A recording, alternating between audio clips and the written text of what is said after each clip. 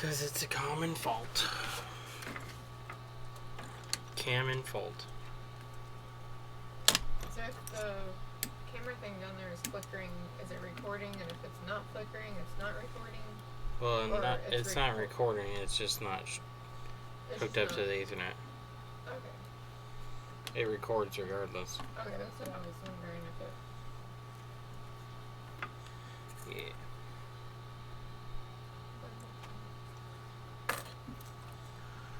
Boom, boom, boom, boom, boom, boom, boom. Anthony was not first. Sorry, Anthony.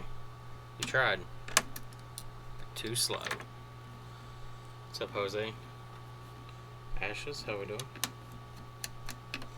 Hopefully the mic's working. Yeah, cool. Alrighty. Stop buying and selling cryptocurrency. So today's stream, we're gonna go over the iPhone 7 boot looping and error 4013, which seems to be becoming a very common fault. What's up, Nate? This is the 4th or 5th one I've seen in just over 2 weeks. So I have a feeling we're going to see quite a few of these, and this all comes down again to the board on the iPhone bending due to the frame not being very strong. They are stronger considerably than the iPhone 6, but still having issues with flexing. What's up, Yassine? So I'll go over what's causing the issues, what the symptoms are, and what the repair is. We've already done one on this, but just to kind of make a definite video on it, that way it's something out there. If somebody searches, they can find it. Diving board disease? Yeah, pretty much.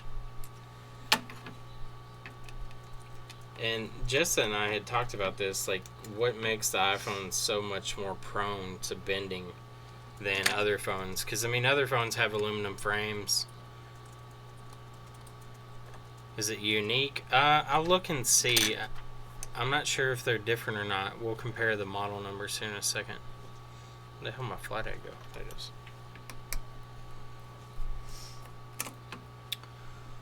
Working on a 3013 or 4013? Get over here.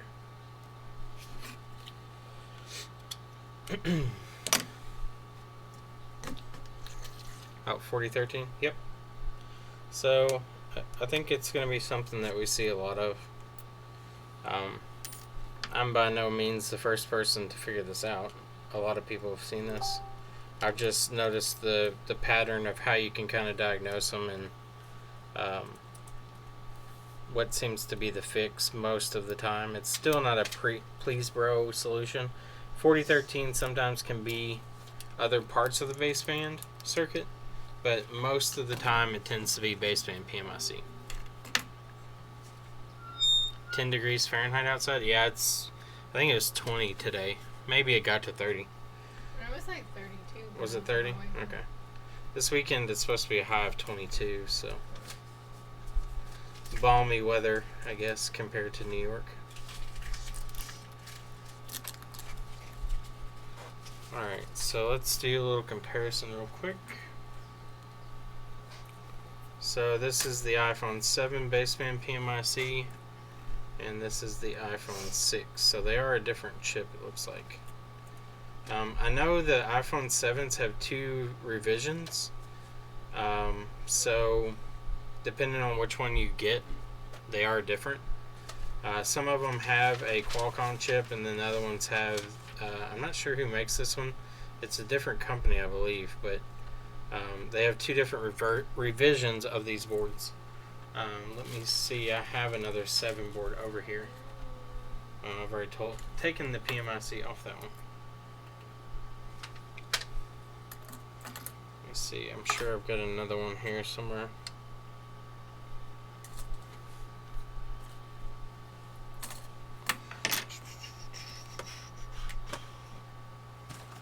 I don't know if it's up in storage. Yeah, it's in the box. I have to look and see. 65. Warm. Got a 4013 on the way. Sweet. It's Intel chip. Yeah, I think I actually read that. Let me see. I think I was reading about that earlier because I had seen 2 different revisions and was trying to figure out which one was which.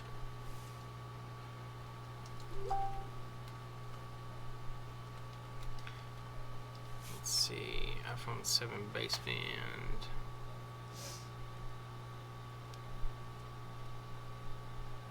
Peter gets business prices, right? Who? For Touch SE, he's 100. Mm-hmm. Alright. Get out of the way. Restore page. Do I need to call him or is he on the phone? Who? Peter. Yeah, you need to call him. Okay.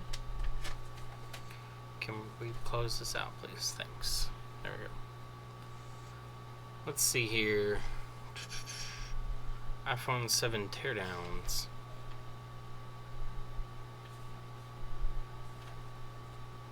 it a 6 Plus? Yep. So this revision of the PMIC is actually an Intel PMIC. Yeah, 6 Plus. So the 2 revisions are an Intel chipset and a Qualcomm chipset. So the way that these come in normally is they normally have a boot looping issue where it won't boot up. It'll just constantly over and over just flash the Apple logo, sit there for a second, turn off, reflash, come back up. There's 2 different types of boot looping issues. We've seen some that do a constant loop. So if you watch it with it hooked up to a DC power supply, the voltages or your amperage draw will jump up pretty high. It'll hang there for a second. It'll drop to nothing, and then it'll come back up high again as it loops. When they're kind of hanging, maybe due to a home button or other issue, usually that will kind of ramp up, kind of fall off, and then kind of hang around 200 milliamps, maybe 160 milliamps. They stay there for a while, maybe a few minutes, maybe fluctuating up to 500 milliamps every so often, and then usually falling back down. And then they'll loop eventually, but it's not the same issue. That person come in asking, can you tack their charging port if they come as the person that called earlier and I couldn't get them? Yeah, I mean, ask them what charging port. I just wanted to Error make sure they hadn't 56, come in. iTunes 3 shows unable to write to iBack. Jose, that's NFC. Replace the NFC chip or reball it. Usually replacing it is the fix for it. And SD-RAM boot loop can be caused because of SD-RAM. Yeah, obviously. So that's the 2 boot looping situations I've seen so far. Now, there's obviously going to be exceptions here and there, but that's the 2 most common that I've seen. But this one, like I said, is a pretty quick loop. It doesn't take very long, maybe 30 seconds or so. And usually when you try to restore them, you'll get an error 4013, and it will occur pretty much right away when it goes to write to the NAND. So as soon as on 3U tools, it occurs at 19% or 20%, right as it's supposed to bring up that little bar to flash the NAND, it will shut the phone off and loop back to the restore.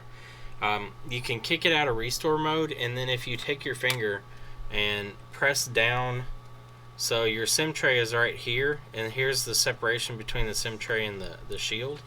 If you put your finger right here and press down while it's booting, most of the time, if it is the issue with the baseband PMIC, just that pressure over top of the PMIC puts enough down on it to make that solder connection that breaks, reconnect, and the phone will boot up. That will actually make it work for a little while if you were just looking for data, but this is something you can fix to your customer. So while you can offer your data recovery, you should also consider going ahead and just fixing it for them. So we'll go ahead and pull this PMIC. The chips themselves I can't say with certainty that it can't happen, but most of the time the chip is completely fine. Just needs to be reballed, put back on, and then it works perfectly fine after. So we'll go ahead and pull off this first. What's up, E-Digit? we'll throw this one in the old jig here.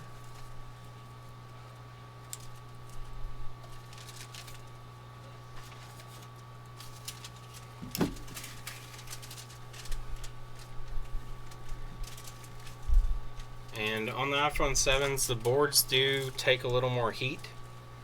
So you'll have to increase your temperature a little bit or just work a little longer. This one's Intel, Freddie. The Qualcomm say Qualcomm on them.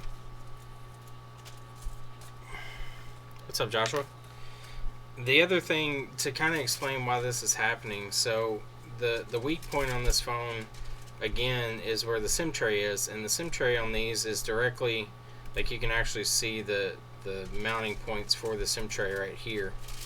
So this gives you an idea of where the SIM tray is sitting on the back side here. So if you look where your SIM tray is, your weak point is going to be right in this area. So on the other models, the baseband PMIC is much larger. Hello. How you doing? You. Moved out of the flea market? Yep. Yep. Charging ports. Screwed. And it is the battery's only 6 months old. Note 3. Is it loose or is it not working at all? Loose. I can wobble it around and get it to charge here and there.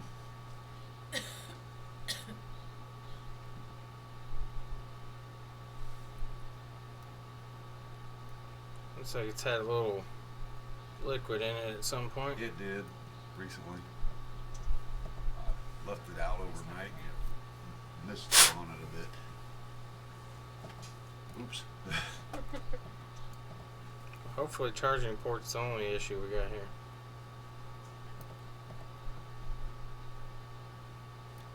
Liquid and electronics don't mix well. Well, dried it out pretty good. Well, It wasn't soaking wet enough. Did you pull the battery out of it while it dried? Yes. Let's see what it pulls here.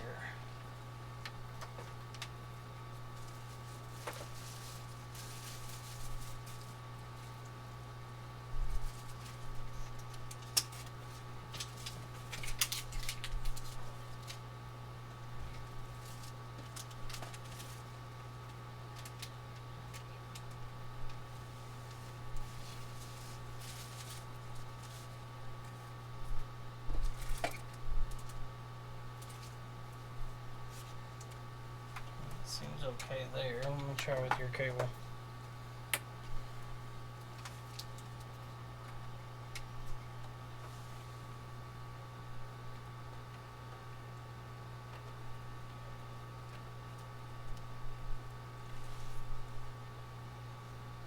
That one's a tough sell. Seems I only want to charge in my car if I turn it upside down and shove it in the seat. Do that all. I had a phone and I would bend it out. I had to bend it a certain direction. Exactly. It's not doing anything with that cable. It went from 1 to 5% on the way here. Well, I mean, like with mine plugged in, it doesn't fluctuate. Like it just charges constantly. Although Say like I questioned my cable as well, but I had another cable that I also use. It's not working good either. It's brand new. I just like to use the other one because it's heavier duty, charges faster.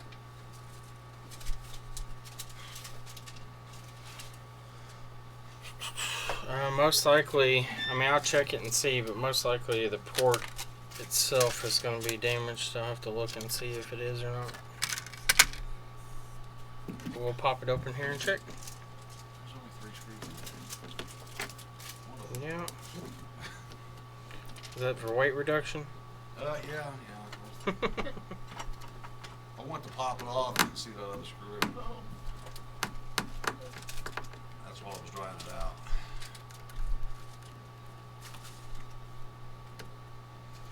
Weight reduction screws.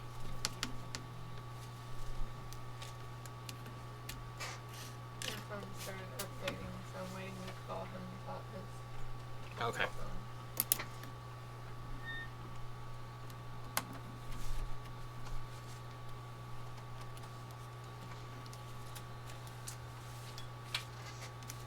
like you're lacking for stuff to do. No, we got plenty of that. Collection. We got All that. plenty of that. It might be loose on the back. We'll see here in a second.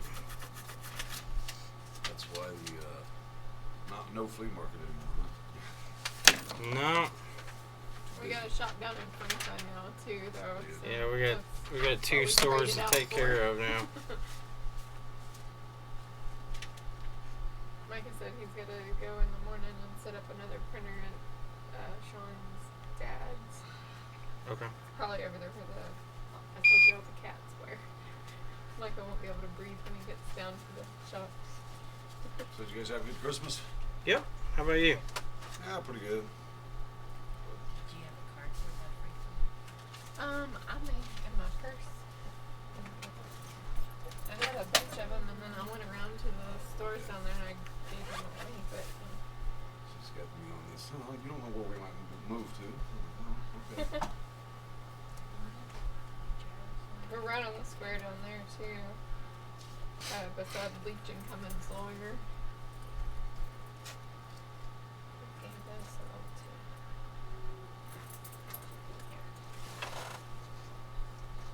I had a whole box and I went around to the cell phone stores down there and handed them all out.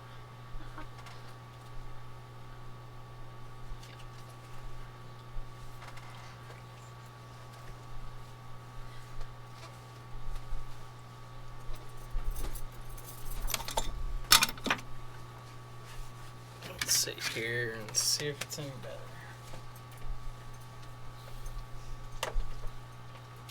There's North Main Street too. And Mm-hmm.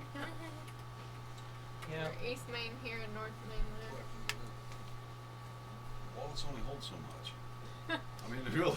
That's why I use my phone as a wallet and I just shoved a bunch of stuff in it and now it doesn't close.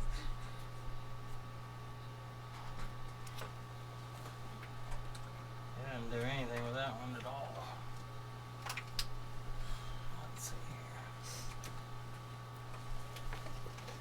I'm not gonna claim 100% positive that cord's good.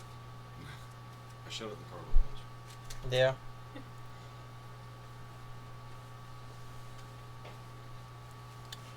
I don't know if I have a port here or not. Can you check and see if we have a Note 3 port? No, right for it. Yeah. Either just the port itself or the cable. I mean, I can move my cable around, it stays charging, but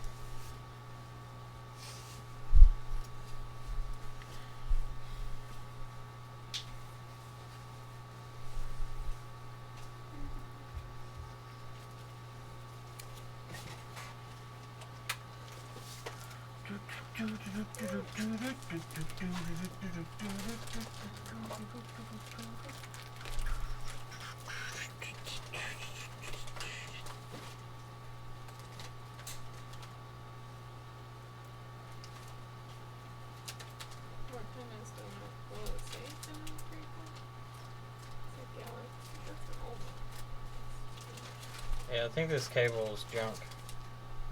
Like if I hold it at this angle, it's like flashing on and off that it's Right. charging. That's kind of like the angle I have to when I turn it upside down and shove it in the curry seat. You know what I mean? Yeah, I think you just got a cable problem here, because when I plug mine in, it doesn't lose connection now at all. Well, I mean, it was giving me problems with a brand new cable too, though. But I'm telling you what well, mine's you just doing. did some work on it there that I don't know if that helped.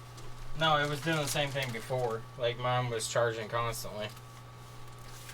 Well, why would the other cable not be working right? Because it was brand new out of the box. I don't know. What kind did you get? See, I plugged mine in. Well, I couldn't tell you what kind. It was it like- Like my charger down here indicates when it's pulling amperage. It shows me a light to tell me that it actually is. So with this one plugged in, Well, since like- I've been here, it's went from 5% to 10%. like I'm moving around, the green light down here never changes. It's charging properly. Yes. Now when we plug your cable in, if you want to watch the light here. Yeah, I guess the car door didn't help. Oh my God. I have my suspicion. Oh, I wouldn't have been mentioning it. Yeah. But when we plug this one in, like see where I'm holding the cable down here? It starts flickering. Yeah. It doesn't say solid green. It just flickers. If I move it back the other way, see it stops.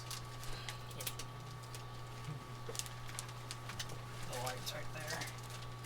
So if I prop it one direction, see if I can find it there, it starts flickering. There's a short in the cable there. If I plug in the cable we've got,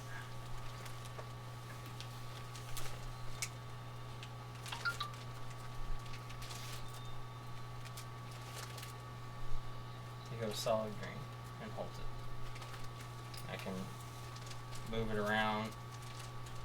It doesn't stop. So what I need is a cable. Yep. That's what it seems like. Why are the other one working good? I don't know. I don't like that USB AB or whatever it is that they used on these models. It's just not a very good design. You're talking about the single port entry? So Well, the USB AB cable is like that high speed USB 3 cable, and they just wear out real easily. Good Lord, I only got out of the box 4 days ago. Well, I mean, I don't know if that's a good quality cable or not.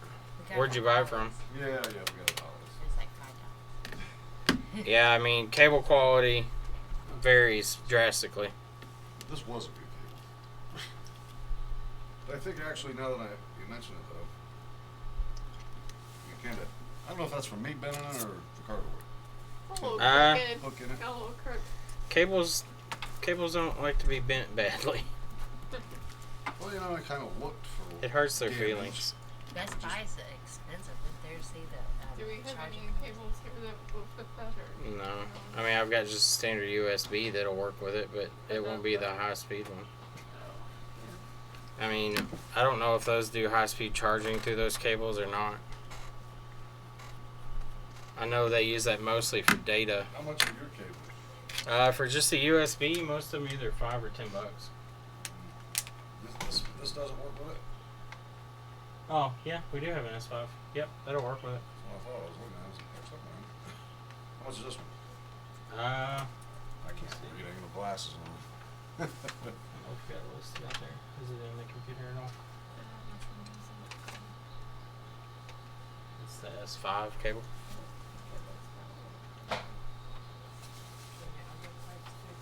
Let me see it. I'll check it. Oh, yeah. There's very little can go wrong with this log. Sure, it's setting on fire.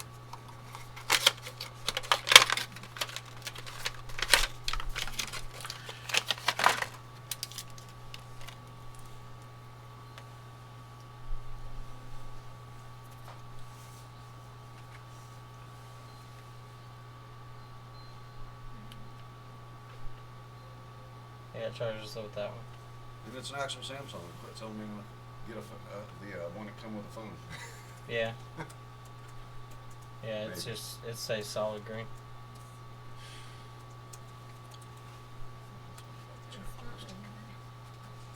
I can sell it for $10 if you want. No, I don't want it. Okay. Oh, you don't know anything about, well, programming these things, do you?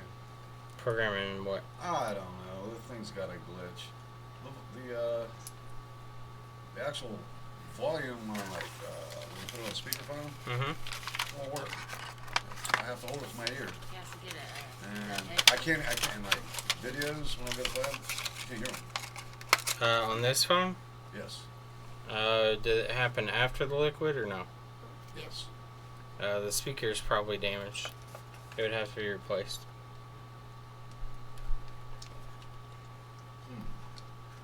The speaker's But when right I there. plug my headset into it, I can hear. Yeah, that's Yeah. totally different. The headset will come through the actual headphone jack. Your loudspeaker is down here. Your headphone jack's up here. What's it cost to fix that? I'd have to look and see. I'm sure the speaker is not any more than $5. It'd take you. I mean, I don't know. It wouldn't take very long because those just screw apart. Do you want to do it or? Do you I have want? the parts?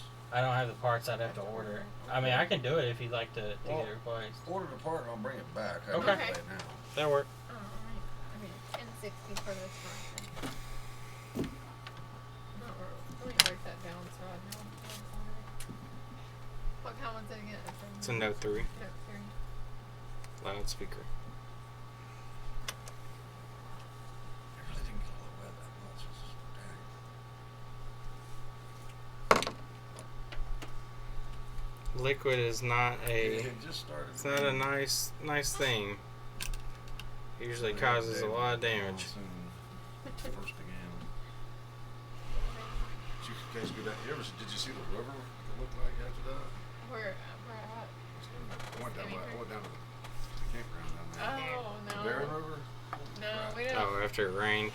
Yeah, it rose like 17.5 feet. Down Yep. in Franklin, I was going to our shop down there, and it was like the little like Drake's Creek that goes through, and it was completely.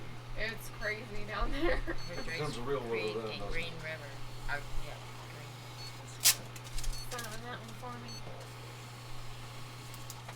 It was like half that campground was just underwater. Oh wow, that's a few years ago when the big storm, like it was like in May, like it's been quite a few years ago. I lived up in Drake, like, and the creek down on the one end was covered, and then we went out a different way, and you couldn't get out of just that little Stuck. area. Yeah, we were stuck for like 2 or 3 days. We tried to go to work. Blue Springs Road used to be like that. Yeah, I grew up out there, and it would always flood, like where the little pay lake was, and then it would flood down. Long Road flooded all the time, and then the other one, I can't remember what it was called. It was like if you went back Long Road and turned right, and Oh, I don't know, it all flooded. Give them your number so when you get started. What's that phone number? 817-914-1729. 1729. And no, I don't live in Texas. I used to. There you go. Oh, his name's Steve. Steve, Thank you. thank you. I'll get this ordered, and we'll give you a call when it comes Yeah, in. I'll go back to this one first and be out of town. Okay. So, sure do appreciate you guys. No Thanks a problem. lot. You all have a good day. Thanks. A little rush to you. No problem. Hot. Those coins are very hot. Hot. Very hot. Alright, so back to this one. So we got baseband off, and we're going to go ahead and reball it.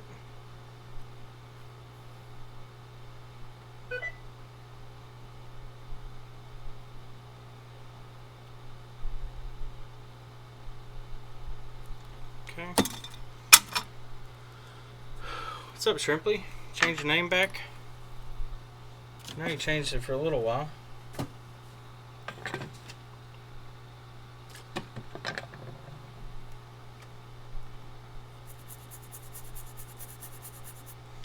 I'm glad that my charger has the light on it, so I can show people that what it means when something's not charging. Yeah. Like, that's that simple. Just, hey, the light's on, the light's not on. Your stuff's not working. Alright, so let's see if we have. I got an iPhone 7 stencil in. Where do you want to order this Just Amazon or something. from? Okay, because it's like our one order that should apply from. Okay. Alright, here we go. iPhone 7 3D stencil. Yeah. Let's see if this one here. No, too big. Might be the one on the opposite end. It's a different size. Maybe down here that looks too small. Yep, it's too small. Too small. Alright, so they don't have an actual stencil for this one. So we'll just use a larger one that has the same ball spacing, which sometimes you have to do. Which speaker? Loudspeaker. Speaker, not the headphone. Yeah, Okay. So we've got our paste in there. We'll come in and heat it up.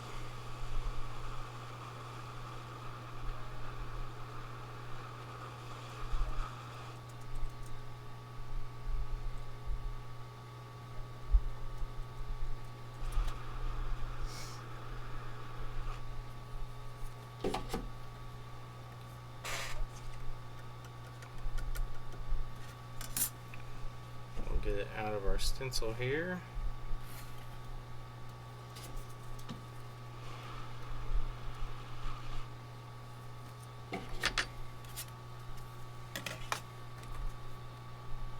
What's up, Lisa?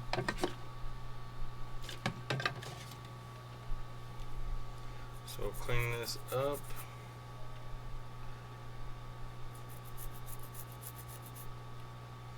Just trying to knock off any excess of flux or any type of, like, usually after reballing, you'll see that these have like a grayish hue around them. It's like little particles of the flux have suspended some of the lead, so I don't like to leave that just kind of hanging around. So we move that out of the way. Alright, so now we need to clean up our board area. If we can get it in focus here. Put some flux down. We'll load up the end of our tweezers here with some leaded. OEM or just? Yeah, if you can get one. It says experienced.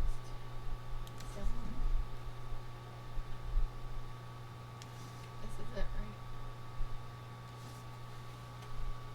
Yep, most likely. Galaxy Looks Note like it. 3. That's what you said, right? Yep. Then I'll buy it. Apple being sued for slowing down phones. My thoughts. Hey, what's up, Alex?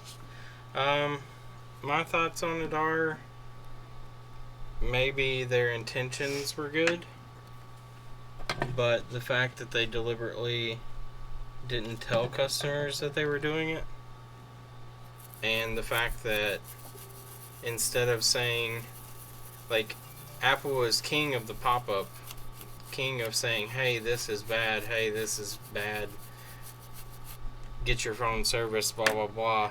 You would think that they would take the opportunity with an issue like a battery and say, when the battery reads low, instead of slowing the phone down, just notify the customer, hey, your battery's probably bad, you should go get it replaced, which would be an excellent marketing idea for them. But I think it's more of an excuse so that they can justify slowdowns in general, because I don't think it's necessarily completely based on the battery percentage. It could be partially. I mean, it makes sense. When the battery is lower, they could downclock the CPU to kind of help make battery life a little better, because everyone who has an older iPhone is complaining about battery life. I mean, that's just the fact of the matter. And maybe they did it to try to extend the people from not having issues. I don't think that that would be Apple's motives, but who knows.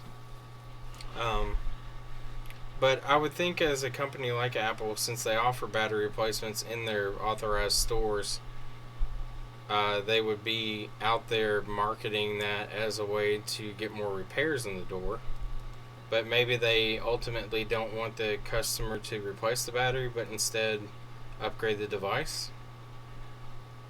I don't know. I just feel like the implications they put on themselves as doing something negative to the customer's device without their consent, and then playing it off as, well, we were doing this for your betterment, is why they're in the situation they're in now.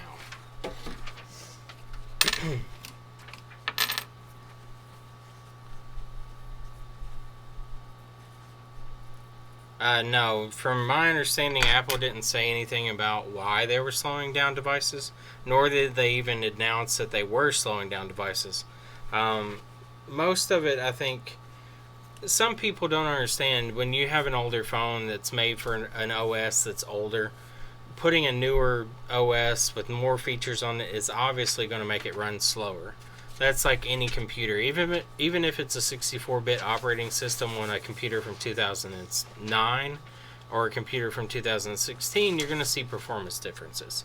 But to sit there and say, well, the reason it's running slower is because we were trying to protect your battery life, or safety. They were claiming that the batteries would, I guess, spontaneously combust or something. I don't know, but it doesn't make any sense. I mean, I've seen batteries come in the door that have over 1,000 charge cycles that report 2% battery capacity, barely turn on, and they're not catching on fire. They may be swollen up or something, but it's not like they're just walking in and the phone's on fire. I think that's a very small issue, if any, for Apple with their batteries. I know there's horror stories out there where people are like, oh, look, mine caught on fire, but that's not the norm. Not like the Note series had issues with, but...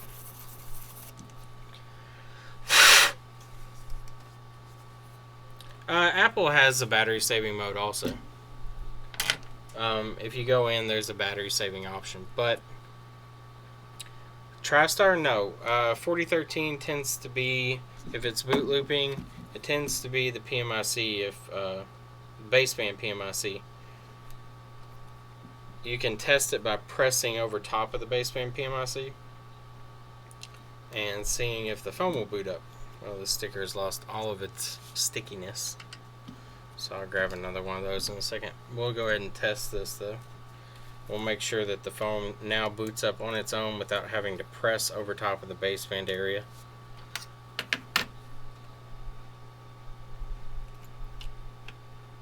I just didn't understand, like, from the Apple's point of view, if your end goal obviously is to make a profit, why not just pop up on the customer's phone and say, hey, your battery is depleted, go to the Apple store and get your battery replaced.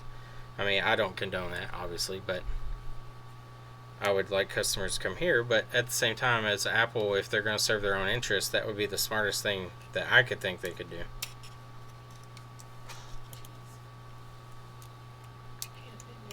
Yeah, so reball the baseband PMIC tends to fix error 4013 on the iPhone 7 series and 6 series, the 6S, excuse me. On the 6S, if you have error 4013 with the same symptoms where the phone shuts off at 19% on 3 tools, right before the loading bar for NAND comes up, it tends to be a baseband issue. So check around the baseband area and see if you have any like bad caps, something that has corrosion, PMIC's bad, etc.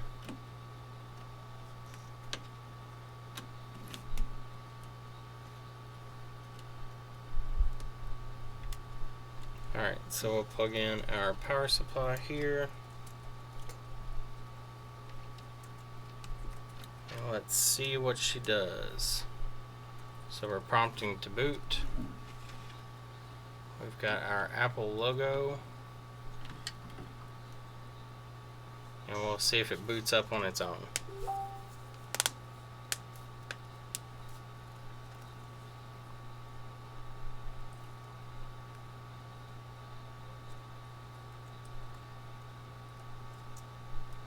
Uh, 4013 on the 6S can also be PMIC for baseband. Just depends on the symptoms. So there you go. After reballing the baseband PMIC, the phone turns on. Before, this phone was boot looping, and you can see they've obviously tried to do a reset on it, thinking that it was a software issue. So it's back at the setup screen. If we go back here, we can see that the come on phone, thank you. The IMEI is present, so the baseband is working. I'm not sure if you can test these. I don't think the phone will even boot up, so it's hard to test these beforehand to even see. I don't have any antennas plugged in here, so Wi-Fi is weak right now. But just kind of proof of concept. If you have boot looping symptoms, you do a restore, you get 4013, and you can press right over top of, let's see if I can get a good view. Your SIM tray is right here. Right to the left of it is where the baseband PMIC and baseband are. If you put pressure down on that and then see if it'll boot up, that usually is a good way to tell that you have an issue with the baseband PMIC. Yeah, 4013 is a general error. Don't ever say, okay, I got 4013, it's got to be this chip. TriStar got that service for a while. 4013 on the 6 series does tend to be NAND, but not always. On the 6S series, it can be NAND, it can be baseband PMIC. 4013, you have to look at the error itself, and then you need to look at the symptoms of how the phone is acting, and also how it restores, how it acts during restore. You can tell usually in how the phone sets up and where it's failing and the common symptoms, and then kind of form a general rule to kind of follow for yourself. But don't ever look at a phone and say, okay, this phone has error 9, it has to be this. Error 9 could be something else, or error -1, it has to be baseband PMIC or baseband CPU. Doesn't mean it is. It could be anything to do with a baseband circuit, but it gives you a good starting point on where to look. So always take these things like, I think that this issue will be a common issue, that a lot of them will be solved with baseband PMIC. So far it has been. We've only had one that was not solved with baseband PMIC. Out of the 5 that we've done that have been fixed, those were all baseband PMIC. The one that wasn't fixed, I did PMIC, I replaced PMIC, still the same error. I reballed baseband, still the same error. So I'm not sure what it is. It's something else. Another one that you'll see in conjunction with the baseband PMIC is the lagging touch and voice memo is grayed out, and that has to do with the audio IC, which is directly across from baseband PMIC. So it's another common issue that you're going to see. So if you do see one where the grayed out voice memo, you can't record, and the touch is real laggy, or it seems like the phone is locking up, that tends to be audio IC and a broken trace. So these are going to be common things I think we'll see. I wanted to make a video just so you all kind of had something to look out for. Just if you got a stack of them, it'll be even more of a way to prove the concept, and we'll see what goes on.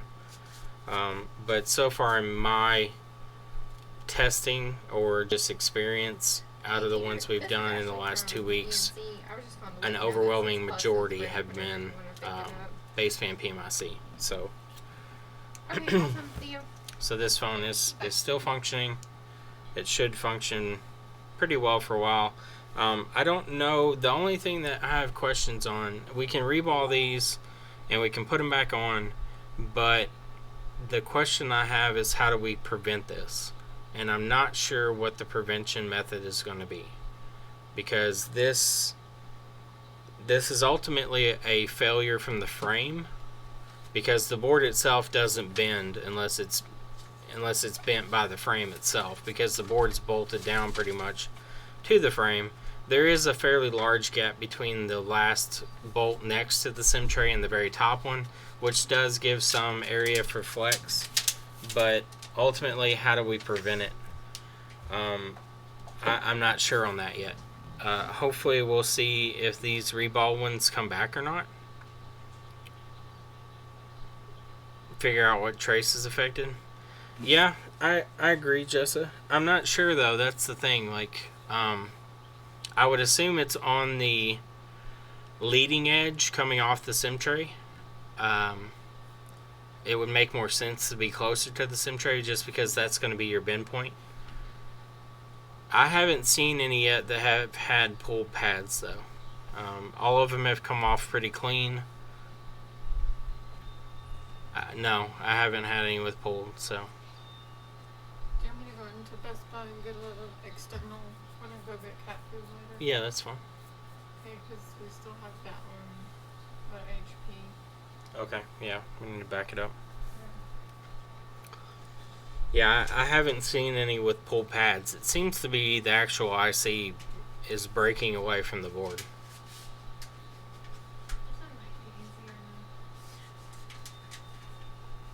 See if any have a diagonal via that looks like it would get yanked. Yeah, that's a good point. Now the other thing is just we have 2 different chips giving the same symptoms. That's also the other thing that's going to be interesting, since it's not the same IC on both models of iPhone 7s. It makes me wonder. I haven't had any come back yet, but again, I've only done the 5 or so in the last few weeks, so I don't know if they've been out in the wild long enough to actually see any return.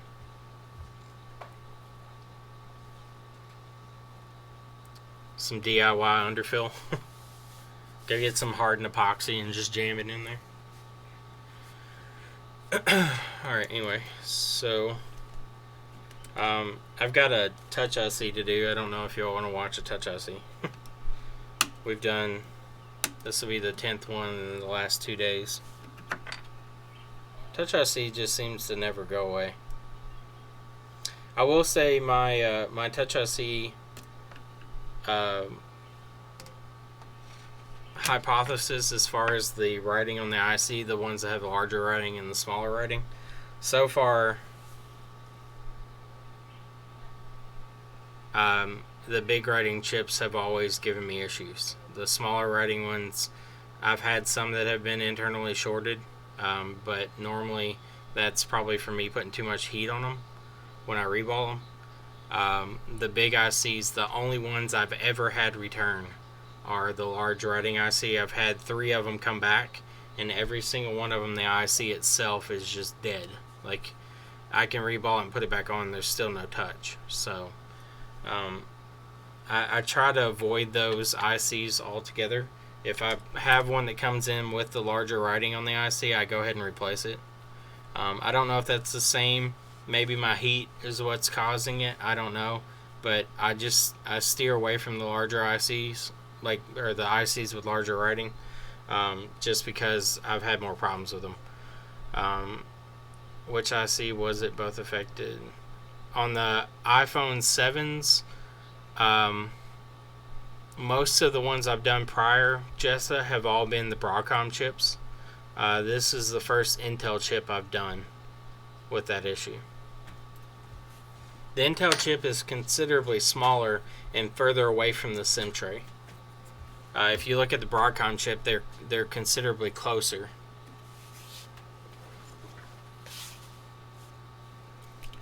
Let me see. We've got another iPhone 7 here that was badly damaged. This one's probably not going to ever work again. It's got a crack right across the CPU area.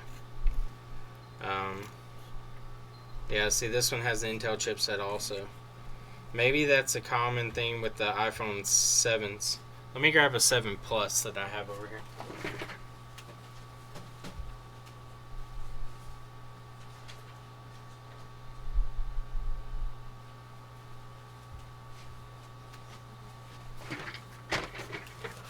So the 7 Plus, I believe, has the larger IC that's closer to the SIM tray bending point.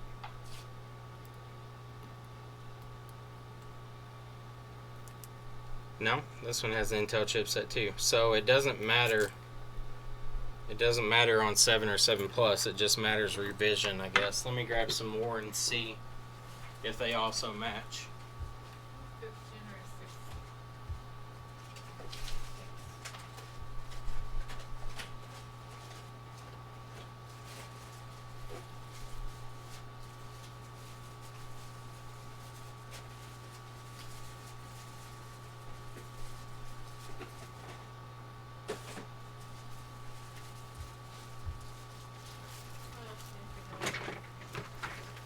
Huh?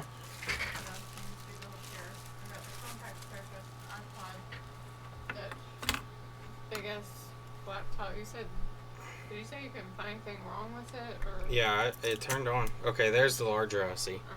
Did you call him or anything? No, I haven't yet. Oh. We'll call him tomorrow. Alright, so this is an iPhone 7 also. Just a normal 7. It's not a 7 Plus or anything. Different revision though. So you can see here the Qualcomm chip is considerably larger. So this is the Qualcomm, and then next to it.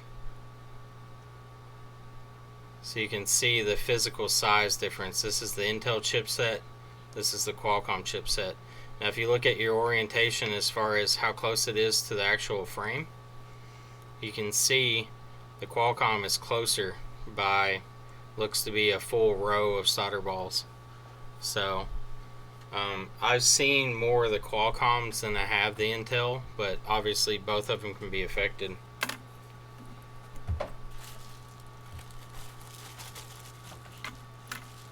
But I don't think that that was a conscious choice by Apple. I think that just happened to be luck of the draw, whoever the best supplier with the best cost effectiveness was that week. I don't think they went in and replaced or anything.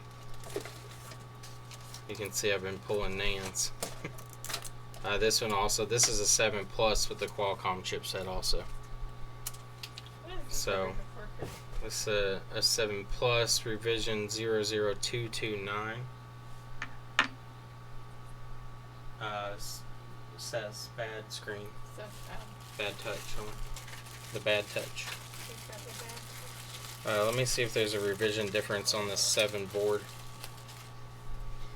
This is the one with the Qualcomm chip. This is a regular 7, so 00188. And this one is Intel chipset, so 00189. So there are 2 different model boards. Maybe that's the difference. The newer ones have Intel chipsets, the older ones have Qualcomm chipsets.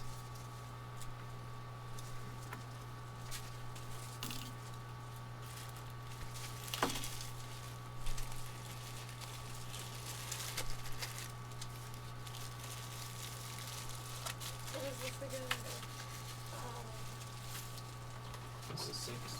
That's Yeah, a it's 6. 6. Oh, that's why I wouldn't fit in the 5 one. Never mind. Alright, so I'll go. Oh god, funny bone. Not funny. God. My desk.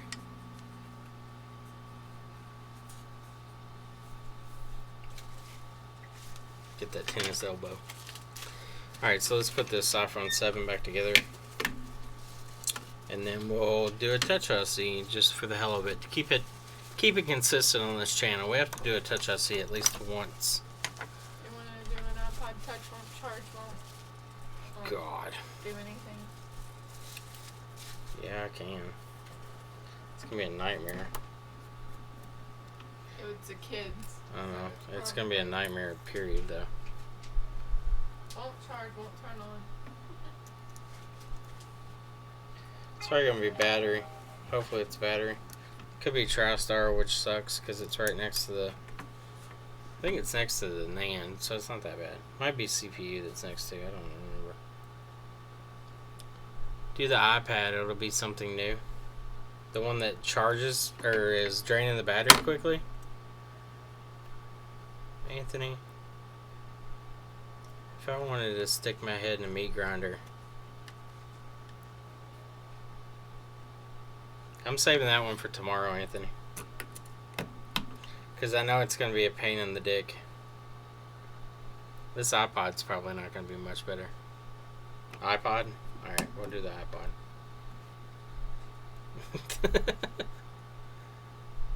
iPod. Can I get an I-P-O-D? iPod. iPod. Any good food places that deliver near me? Here or the other store? The other store, no. Here, yes.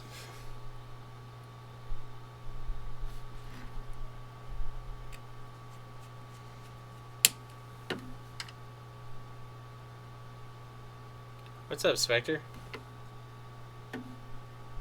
Near me? Right now, I don't know.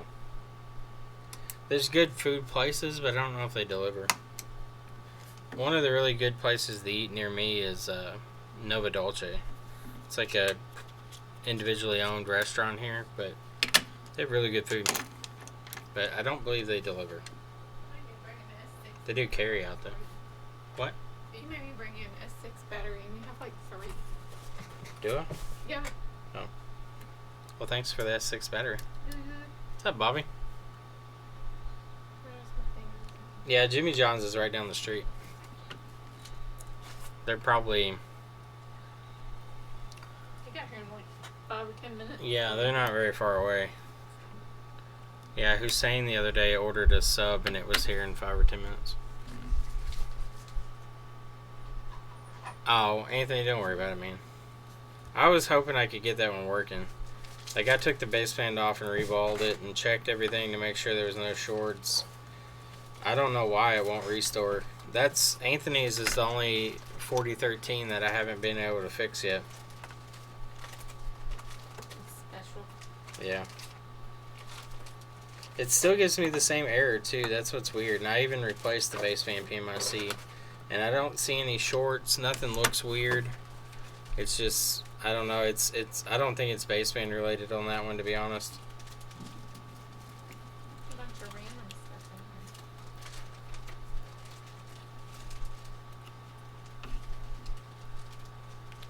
in here. I love Jimmy John's.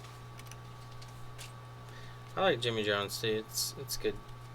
Good sandwiches. I like chewy Italian bread. So it's on one of my. Gino's is my favorite. Yeah, Gino's is probably my favorite too. There it is. It's like, where's my standoff screw? I know it's around here.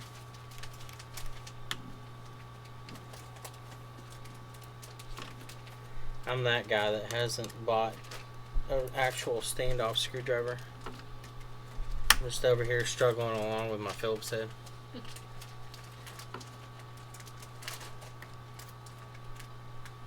I need to buy one. I had a 5S I was working on the other day, and I slipped off and hit 4 components off the board, and I had to replace them all. Usually I don't have any problems. I don't ever press like super hard or anything, but that one not so good.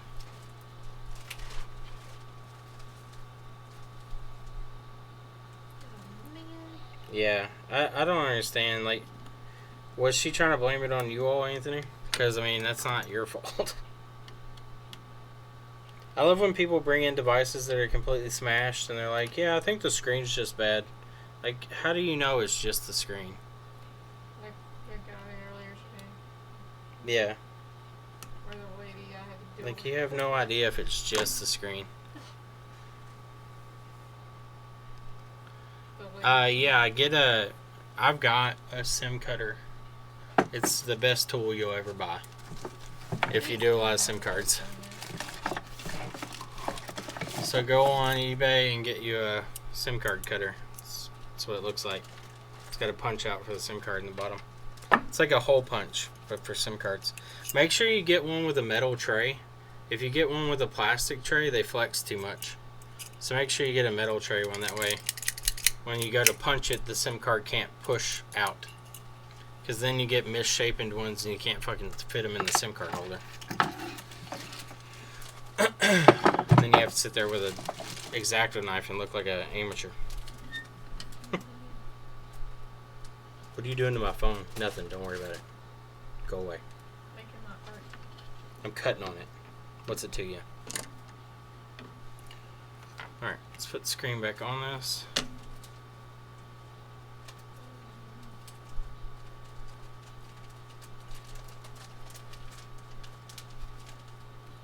It had no IMEI and restored.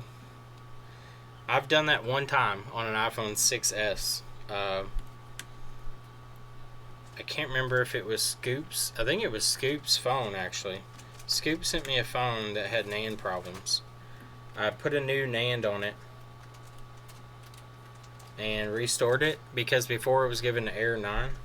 And I restored it and it restored fine. And then when I went to set it up, I noticed the IMEI was not there at all. So I reballed baseband and still had no IMEI. Actually, I take that back. I restored it after doing NAND, and it went from error 9 to -1. I reballed baseband, went from -1 to fully restored, but no IMEI. And then I reballed baseband and replaced baseband PMIC, still no IMEI. So the only thing I could think is the actual baseband CPU itself was dead, because my voltages for baseband and all my voltage lines were good, but I just couldn't get an IMEI number for some This reason. is in here. This is broken. Like right. See that?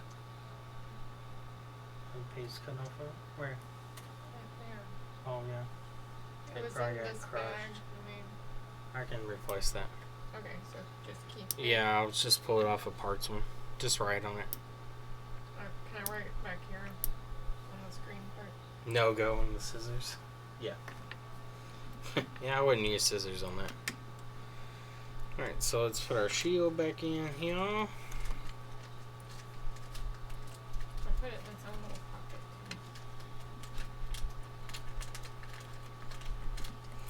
By the way, fuck Apple and their goddamn troweling screws. It's the dumbest idea ever. What do you call that? What? Is it an end? Unconnected. No, put FPC damage. That makes it easier.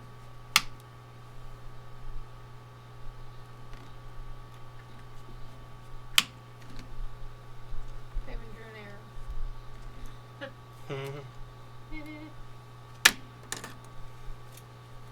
What are you gonna eat? I don't know. I mean, I'm okay with leftovers. Oh yeah. You got leftovers? What do you have? I can just cook something. I'm worried about the size pieces of chicken. It's big chicken. You can stop and get some small chicken.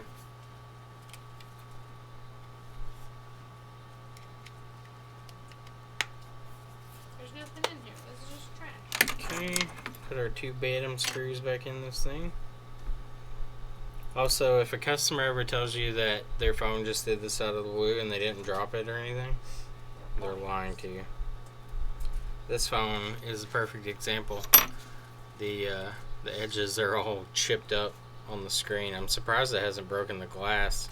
Like it's got a big chip in it right here, and there's one down here, and there's a huge scratch in the screen there. It's pretty amazing. What are these for? I know what they are. Those are what was that phone? Shit.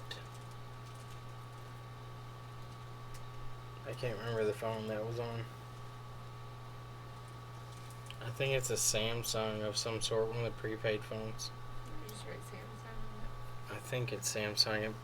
I'm not sure. I can't remember if it was Samsung or LG. I think it's Samsung. What's up, Paul? What's up, Flash it. Fixers? Alright, so let's move on to our iPod of death. There's no numbers or anything on it. We have to do the iPod of death now. Where's the iPod of death? Oh, yeah. Let me see that. Let me see that. It's on the table. I need it. The time traveler is here. This is maybe Samsung. Maybe Samsung.com. Maybe. Samsung.com. Paul's got to say hi to his entourage. Paul travels with no less.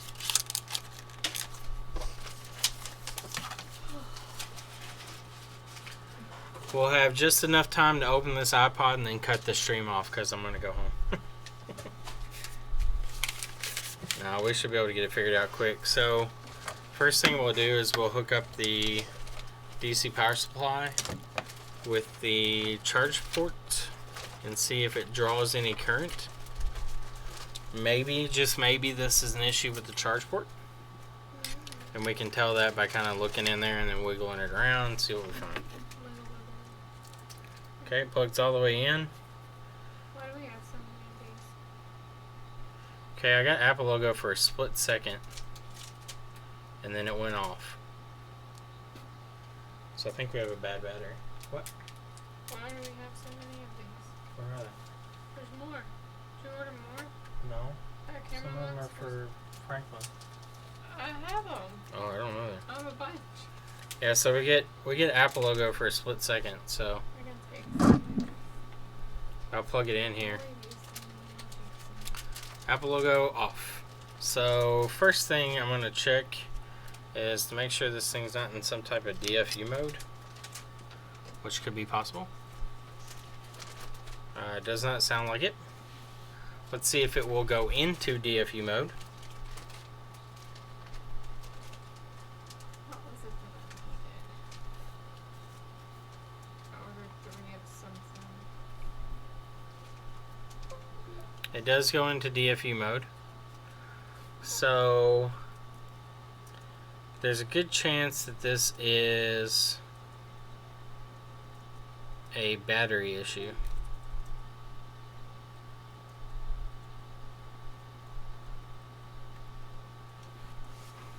Because it does try to pull amperage when I plug it in. It goes up to about 150 milliamps and then falls back down. It acts like TriStar when TriStar is trying to make the device boot, but there's no battery present.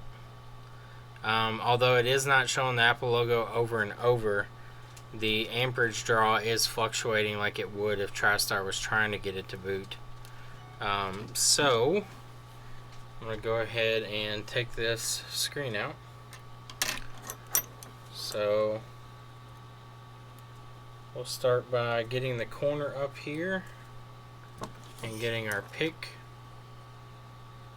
in beside the screen. And then we're going to slide it down, back up. The key thing here is I just want to get the sides of the screen where the plastic latches in. I want to get those free. Normally we do this by just taking a pick and going around the edge here and just cutting the adhesive away from the frame. And that way we can take our frame out and then just flip the screen over.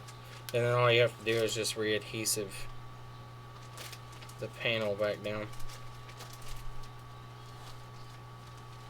Do you want to get the things like we have down in Franklin, the little organizer thing?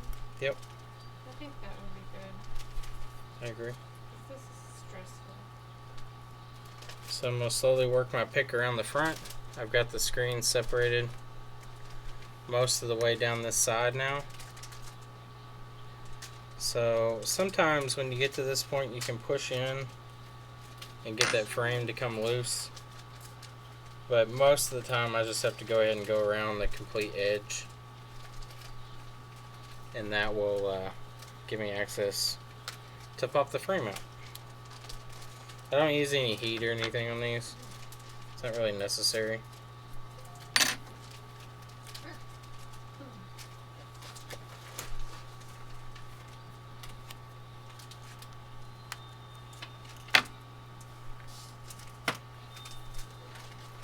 Okay, so I'm going to stick a pick in behind where I was.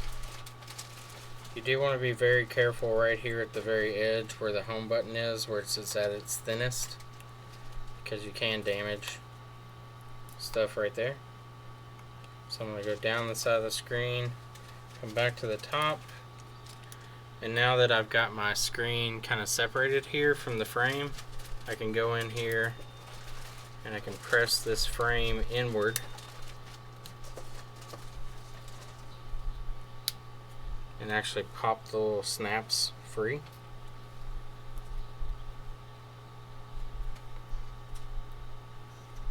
I got this one free right here, which usually is enough to get the whole thing out. Alright, so I'll go down the side.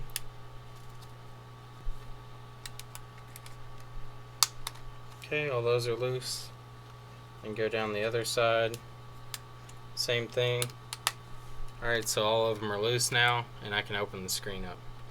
Aha! So I know why it doesn't turn on. Wow. There's liquid inside of it. I knew it. I just felt like it was going to come water. So, if you look in here, see these, let's see if I can get it on camera. See those swirls? There's some up here towards the top too. Nice little liquid damage indication. And it feels like the battery is swollen. So we'll go ahead and pull out the screws here.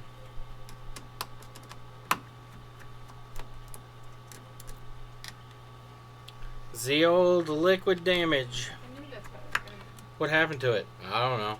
Nothing. Just turned off one day. Don't know why. I was a kid, so I asked her, I said, has it been around any liquid or has it been dropped? And she's like, well, I don't know, but maybe. 100% yes.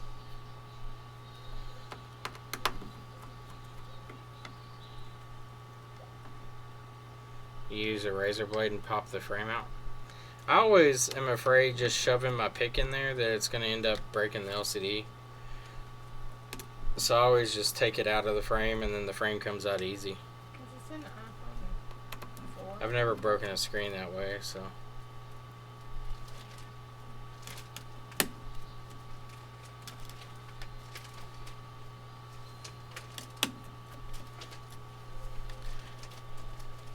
Butt water, probably.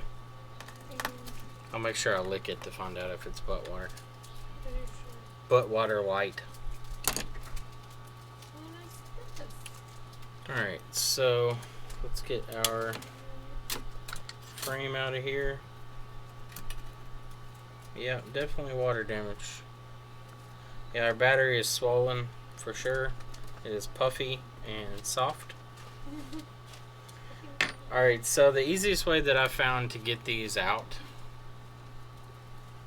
let me switch over so you all have a bigger view of it.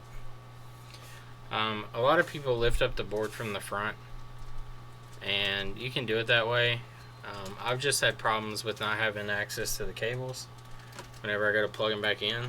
So I actually start at the bottom and take everything out and actually lift it up and fold it over top of itself. It gives you access to all the cables, easy to plug everything back in, you don't have to fight with it. It's a little bit of work, but it makes everything else that much easier.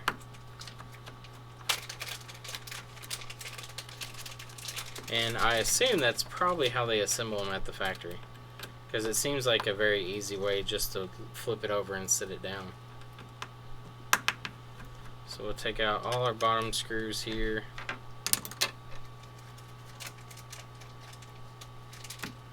Did I find a corn kernel in the headphone jack? I hope not. Alright, so I'm going to take out my motherboard screws. Should be only 3.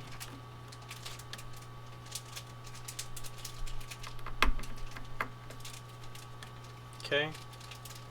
So we got those 3 out. Now we can start by pulling the headphone jack and everything back.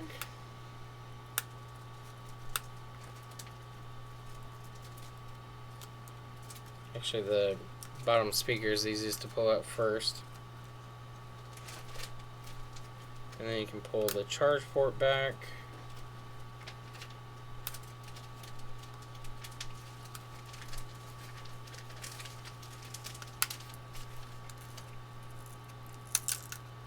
This battery actually will probably come out fairly easy, since there's not a whole lot of adhesive left under it after the liquid.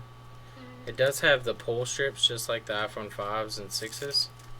So if you get the speaker up, you can pull the contact strip out from under the battery. And there's also one on the other side. So once we lift the battery up a little bit and pull this headphone jack back, we'll get access to the other contact strip, which makes this a lot easier to pull.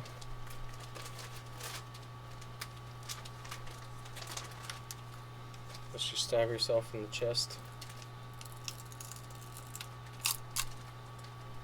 Actually, it's the opposite way on these, so I'll just pull the battery out and screw it. Contact strip can stay in there. Alright, so I've got the charge port and the battery up. And now I can come back to here and I can take my... So I've got everything loose. I've got my charge port out, I've got my battery up, and I can pick my motherboard up.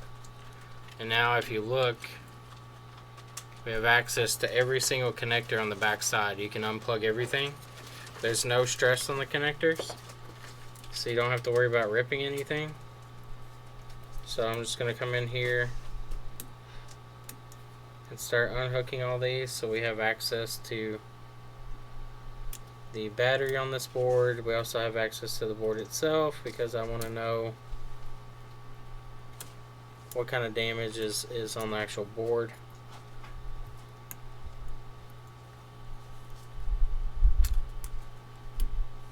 Okay, so everything's disconnected.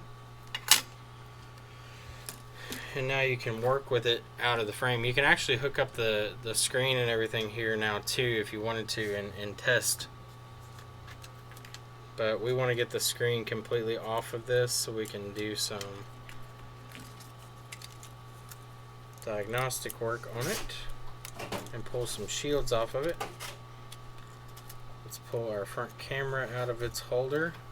Alright, we have our screen loose. And now we can kind of unravel this monstrosity here. So you have your charge port flex that runs down. You've got your battery that goes out to here. As you can see, I mean, I kind of flexed the battery, but it was already puffy. It's even puffier now. But let's take a look at this board and see if we see any signs of damage on the actual board itself. We'll switch back over to the microscope view.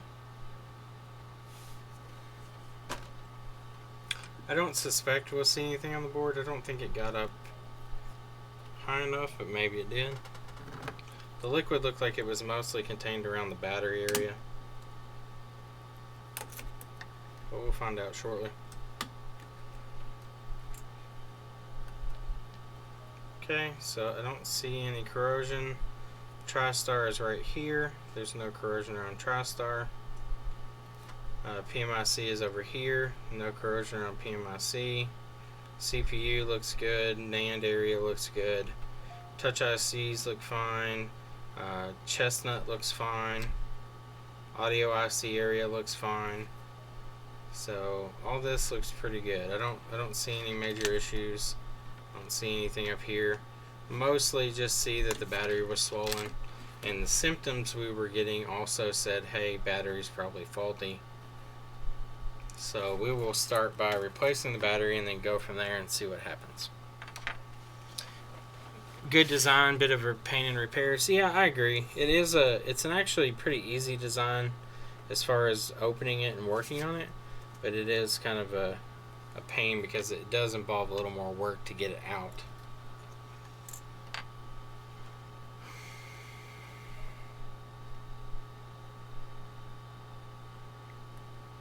Yeah, so as the battery gets more and more clock cycles, and the battery also reports its capacity to the phone, so it can tell the phone, hey, I'm at 80% of my original capacity, I'm at 70% of my original capacity, and so on. It can start downclocking.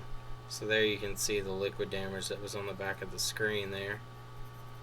Nothing crazy. We got some down here too. We'll probably see some of that in the backlight, I would suspect. But it looks like majority of this is affected battery. It's caused it to swell up.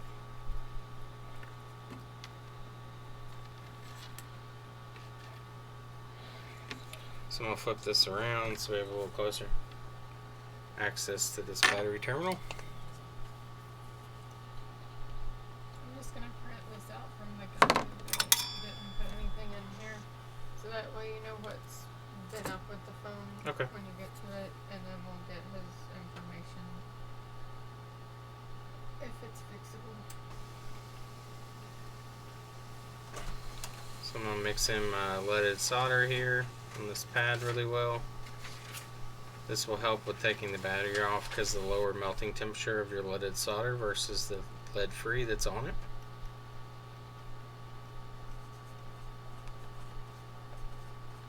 So you can do this with hot air, but most of the time on these I just take them off of my tweezers.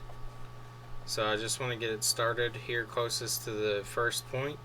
I want to heat that up, and then I just want to lift up that connection as it's hot. And there is adhesive under here, so you have to kind of work it around. But see, that first connection's up. Now we can go and push this one over. See if I can get it to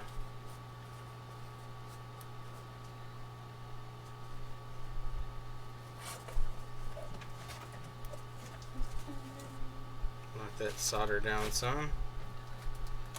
We'll go to our next one. Same thing. Just get the solder nice and liquid.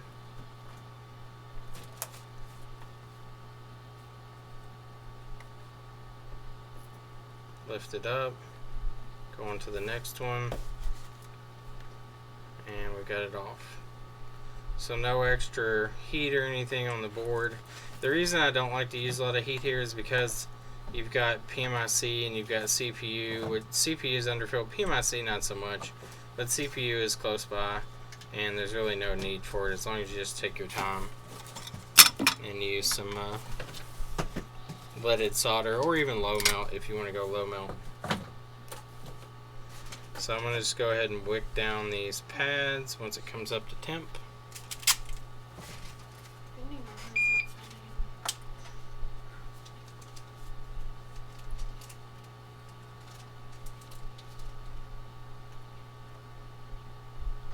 Okay, so we got our pads wicked down. So those are nice and clean. Now we need to clean up the area, get rid of some of this residue.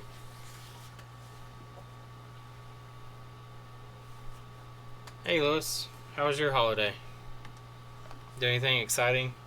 I know it's Is that New York Lewis? yeah. How's his kitty? Yeah, how's your kitty doing?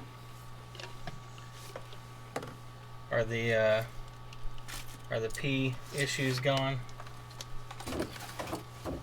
Ours had really bad issues. He's still on antibiotics for pneumonia. Yep. We still have one on some antibiotics. He's had a lot of bacteria and blood in his urine.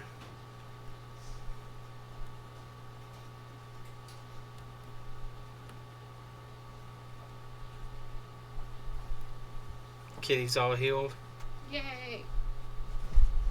Spent the holiday adding items to Magneto. What's Magneto?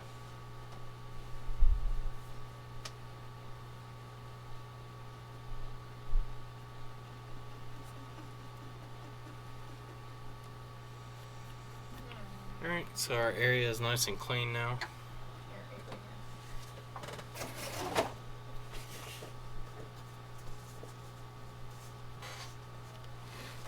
Magento? Great system. What is it? Is it like Linux based or something? I'm not sure what it is, sorry. Probably like, what the fuck are you talking about? Shut up. Can you give me that battery? The iPod battery that we had the other day? I don't know, you had it up here and you were like, what is this? I was like, it's an iPod battery.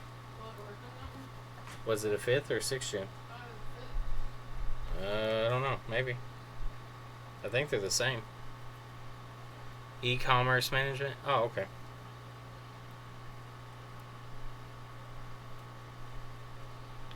Oh, is that the one you've been posting links and stuff to, Lewis? Well, let's look and see if they're the same or not. They look different. They do. Different colors. They're different Cables look the same.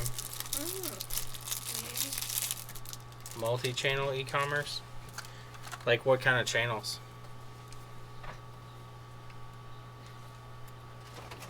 Alright, so anybody ever put an iPod 5th gen battery in an iPod 6? Are they the same? Can we go look and see? Yeah, look it up. I'm gonna look at the traces and see what they look like. They look the same. I'm pretty sure they are.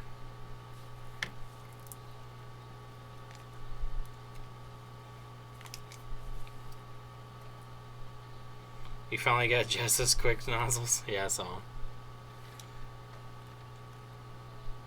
So that has the large trace across the back. They do look the same. I don't know if the SWI is the same. They aren't the same? Damn it. Alex, fuck you. You've used both? Alex, is there any difference in the SWI, like how they report capacity and stuff? Let's see, 3.83 volts at 3.99 watt hours. They're like completely different. Yeah, visually. Yeah, they have them separate. They don't have them together. Fuck. I would assume. He had issues with using cross model? Okay. I really would just want to solder it on and see if it'll boot. Alex, will it boot up at least? Because I just need to make sure it is battery before I go any further. Yeah, the 6th gen is slightly bigger. It's 13 milliamps larger.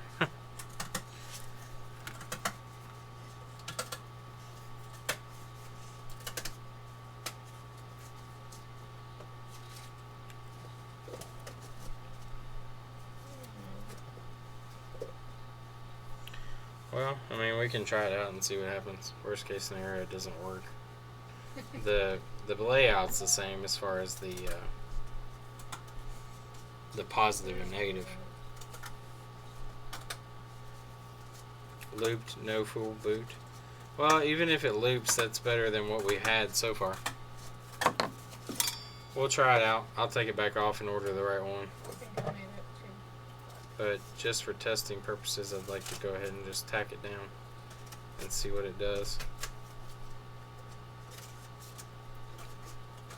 I'm not going to get here and get crazy with the solder, just enough to hold the battery. Alright, let's hook up the screen and see what she does. See what she does. Yeah. Now if I can remember how this goes on here. So it folds over that way, so it needs to go this way.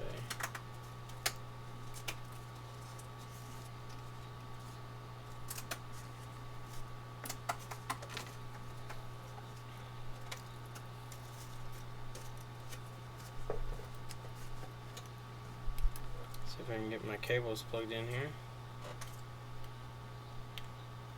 Okay, got my cables plugged in. Yeah. We'll see what it does, I guess. I mean, I don't want to leave this battery on. I just want to see if it'll boot. I'll order the correct one here. But I just want to see if this is the issue we're having. Nope, still turns right off again. So we've got other problems.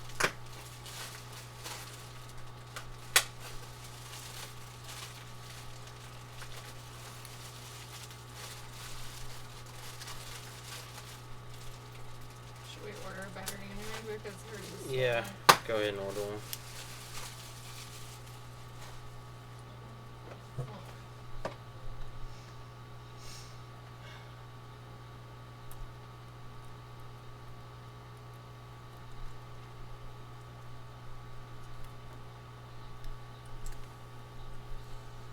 Alright, so I'm going to disconnect the battery completely and then see if this thing will...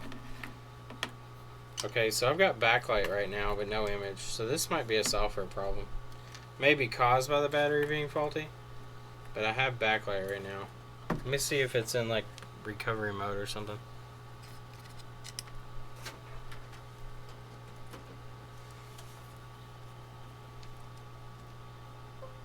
Yeah, it's in recovery mode.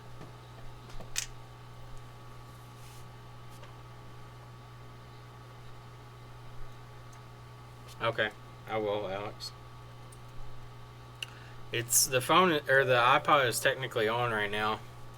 Yeah, it says the iPod is in recovery mode. Let's see what happens if we just click exit recovery mode. Let's see if it will come out of recovery mode.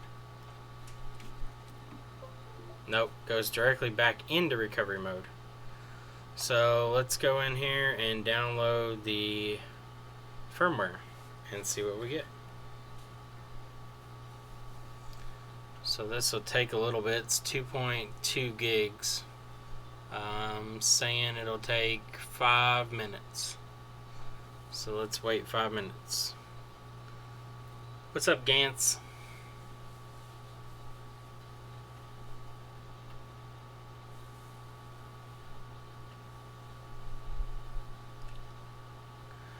Yeah, Paul, I agree. Although they advertise that batteries can be replaced by them. Like our local Apple store does batteries for $80 plus tax. On appointment only. Oh, yeah. Ashes, thank you for saying that. I've got to pick those. Actually, I'll have Ashley pick out people tonight. We'll just draw numbers and then see whose comments that. And then I got to send those out. What is it? I'm going to give away those tools back there that we got in. I forgot about that. How many people? Go through the videos, and there's one that says giveaway that add up the total amount of comments from individuals, and then just do a number generator and choose which comment that is. Add up all the comments? Yeah, just look at the comments, see how many people commented. Oh, okay. Go into a number generator and say generate a number between this and this, and just see which comment that is. Alright, I'll do that after I do this. Oh yeah, I'm downloading. I forgot I'm downloading.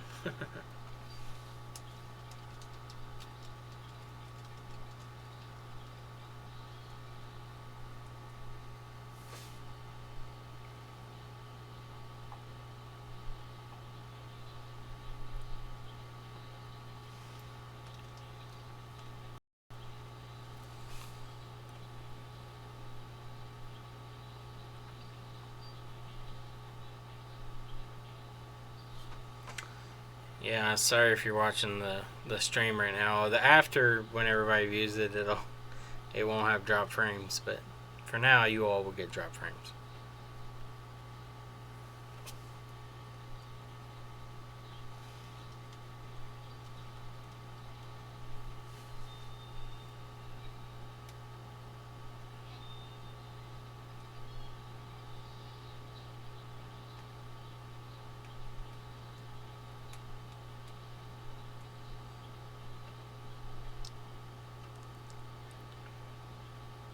Boop boop boop boop boop boop boop boop boop boop beep beep. It's like $1 something more than I fix it, so I'm just gonna get it because it's coming from Chicago. Okay. Chicago, Chicago. Somebody should ship to me. You got your microscope before you got your blades from China? Well, who'd you order from, Aaron? Because usually if you order through like the resellers and stuff, they ship everything DHL, which is like 3 days.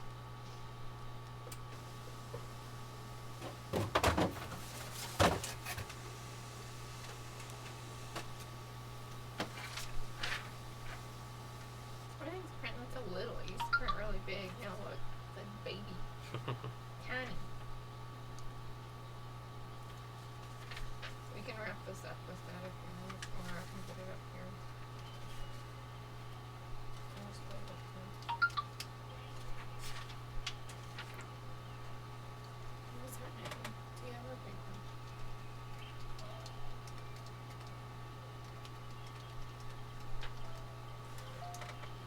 What do you do with that lady's paper?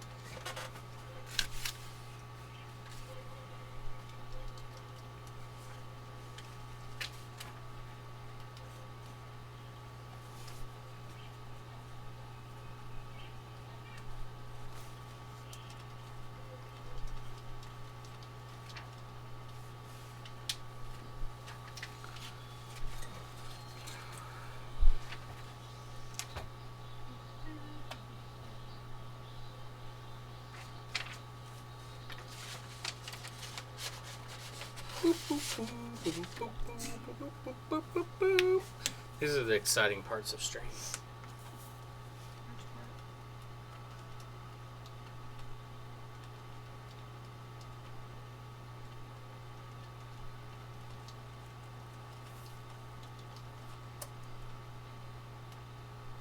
Karen's probably angry.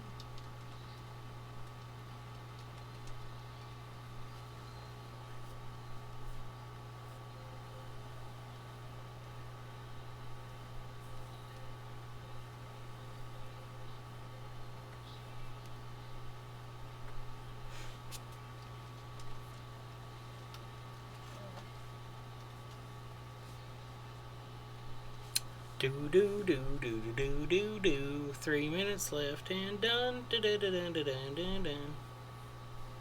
On this one that says iPhone 7 searching giveaway winners coming soon. Mhm. On Or no, No. before that. Before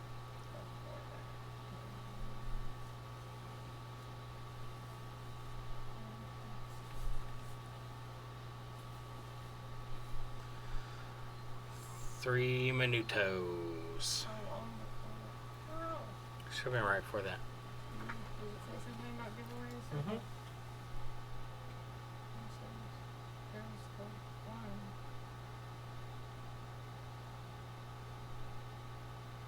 Maybe that was it then. Any comments on it? I just click it. I don't need too much. Every so often. Yeah, that's it. No, that's not it. Go to my profile over there. That's where I was. Go to dashboard. Creator Studio. There you go. Now go to Video Manager.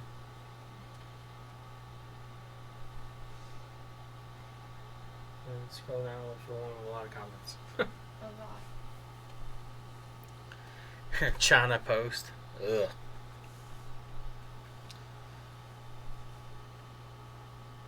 That's a lot of comments. Could you show me the flex ribbons on one of your iPad Air touch screens? Yeah, Bobby. Hold on one second.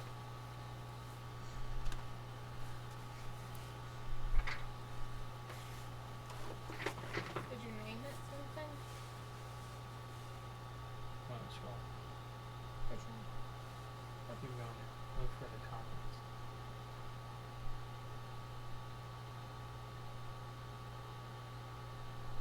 There we go. There it is, 37. Yeah. Yep. So 37 comments. Yep. Well, make sure there's not duplicates.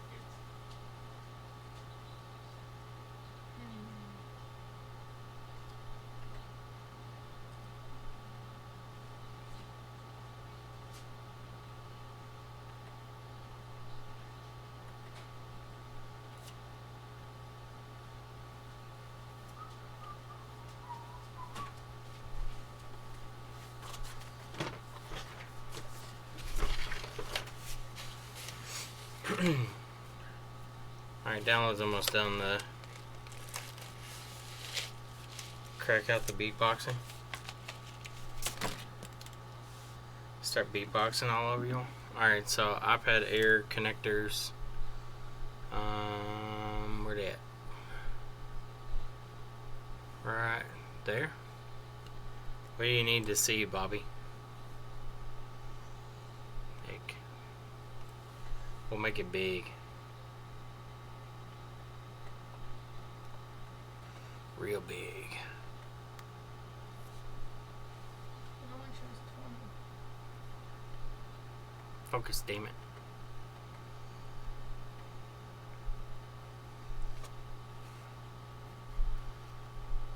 Connector. If I can get it in focus.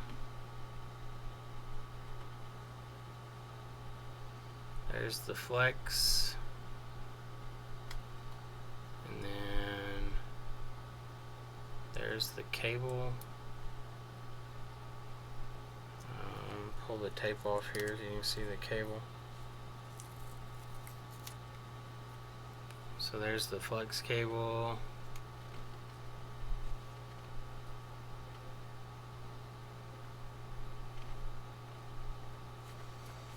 It just I don't know what shows else you wanna 29 see. comments, but it says there's 30 some. Maybe there were comments on top of comments. When am I shipping out that iPhone 10 that you won? Next year. Like 6 years. Next year sometime. You just have to guess when. It was... Aaron's correct. It was only 10 iPhone 3s.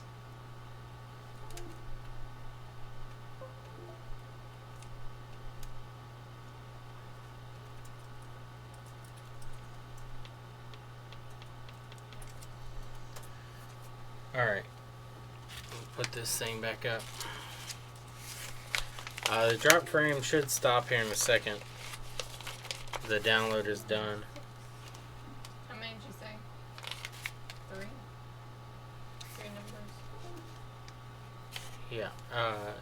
think so. Okay, so it gave me error negative 26. Who knows what that is?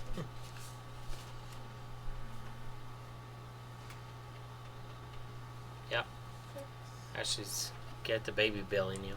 I'm fat. You're not fat, you got baby belly. I'm obese. You wish you were obese. So obese. Andrew McKeegan. If you tape all 10 of them together, does it equal an iPhone X? Actually it'd probably be better than iPhone X because the iPhone 3G had an 800 megahertz processor. So the new ones, I don't know how many cores though. I think it was a single core though. There's 3X. That's the 3X. He's one of the viewers. I see that. The iPhone XXX. Has it stopped buffering or is it still buffering? I'm still dropping frames, but the speed is catching up finally. Anybody on there that I don't know who's on there. Andrew McKeegan, 3X, and Gordon Clark. Gordon's on here, I think, or he was earlier. Gordon Clark. Said Gordon Clark. I think he was on earlier. I don't know if he still is. Gordon, if you're creeping, Gordon Clark, drop a message. 3X and Andrew McKeegan. Who's that? Oh, Bobby, you're talking about where they fold them and stick them down? Yeah, if you don't have, if you don't buy good quality screens, they get cheap on you. Yeah, these are all folded back and taped down you just have to make them slot in properly. I highly, highly, highly recommend if you're going to buy iPad screens, buy the best you can because they come with everything on them. The glass is far better quality. Like these things, you can tell by the feel of them. Like the glass on this, like is really flexible, and they don't shatter real easy. And the actual touch panel doesn't have gridding in it. Like it's completely like clear. There's no like grid pattern or anything that you can see in the screen. They come with the flexes and everything taped down. They've got all the sensors on them. Everything's pre-covered with tape. You don't have to worry about taping anything off.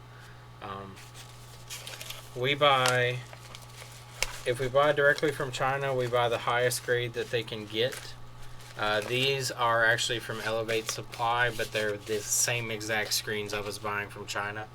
The only difference is Elevate's closer, the price is about the same, so I don't feel like waiting on China. So we just buy them from them, but not to plug anybody over anybody else, but Elevate does carry the highest quality like I used to buy directly from China. So, does anybody know what error negative 26 is?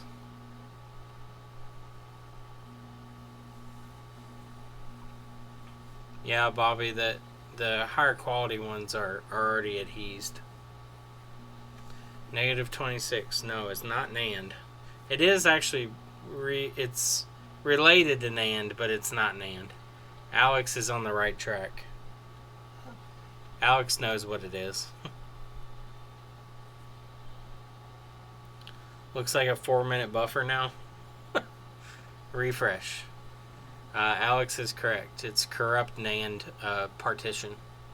So the reason this has happened is because the battery that was in the phone was giving critical errors due to the liquid damage, and it has filled up the partition with critical battery errors from the liquid, and now it has corrupted the NAND, which means we can't retain user data. We're going to have to restore the iPod completely to get it back functioning. So I'm going to untick my retain user data. I'm going to switch over to the secondary screen so you all can see that. Oh, hopefully. There it goes. Alright, so on the secondary screen here, if I tick retain user data and you watch the phone in the small screen there, you'll see it'll try to restore and then it's going to fail.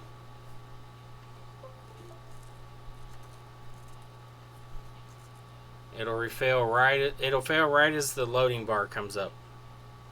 So if you watch, we'll get a loading bar below the Apple logo, and then it'll reset itself.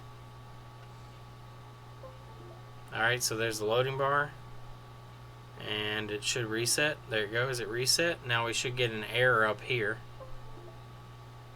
on 3U tools. We'll have to give it a second to realize that the iPod is not restoring.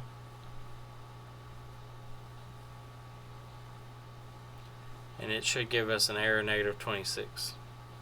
On iTunes, I think it's just error 26, but we'll wait for it to figure it out here. Usually it does it right away, but 3U tools is kind of finicky sometimes.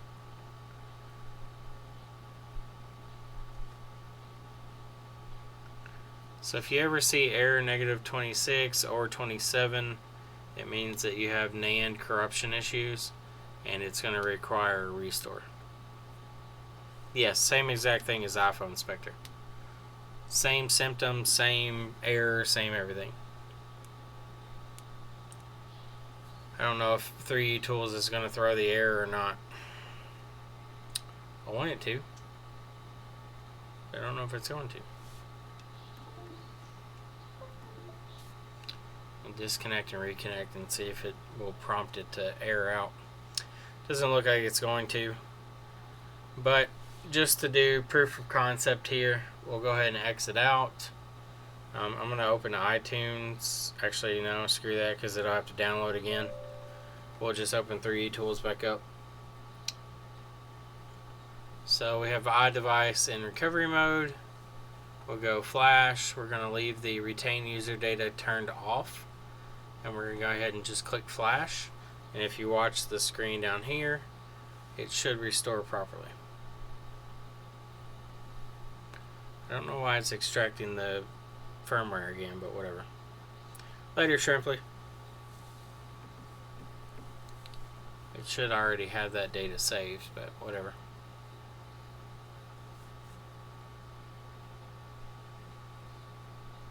What's up, Bobby?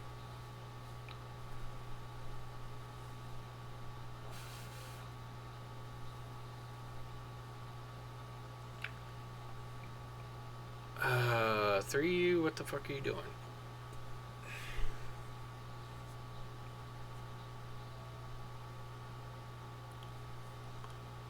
Sometimes my computer just decides it's going to be slow.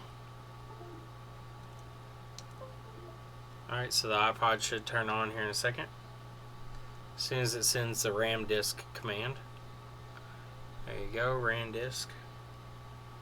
Alright, now it'll drop out and come back in recovery mode. Or in normal mode, actually.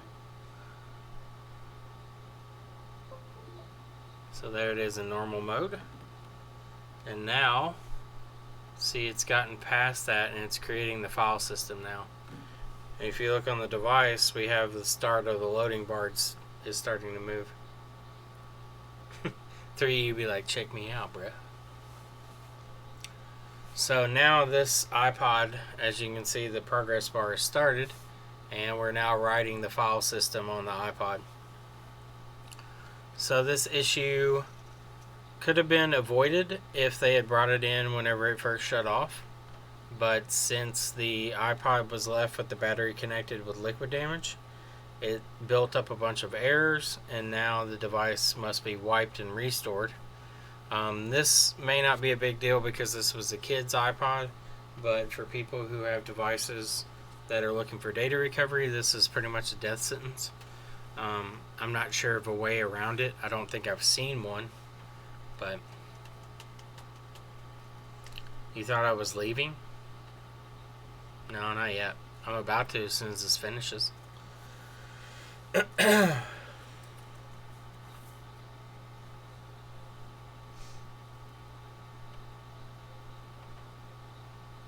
So if you get an error 26 or 27, that pretty much is a death sentence for your data.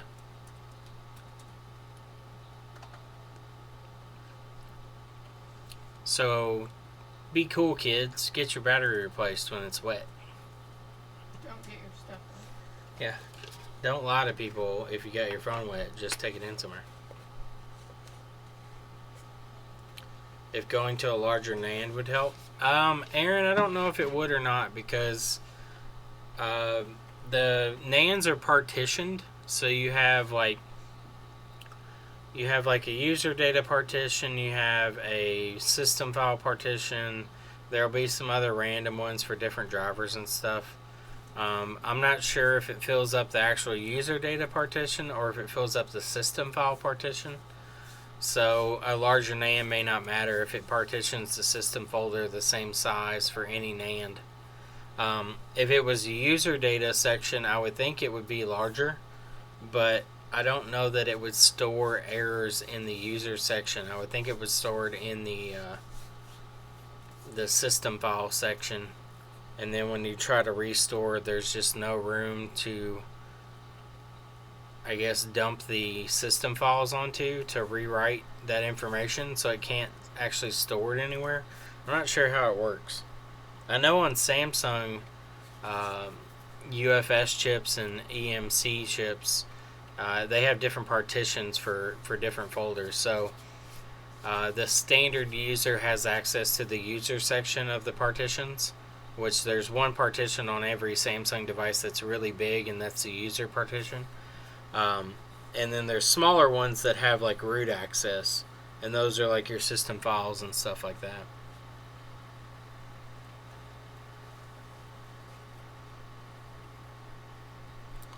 So we'll let this one's creating a system key bag, whatever that means. This is where your keys go, in this bag right here. Put them in this key bag. Is that like a coin purse?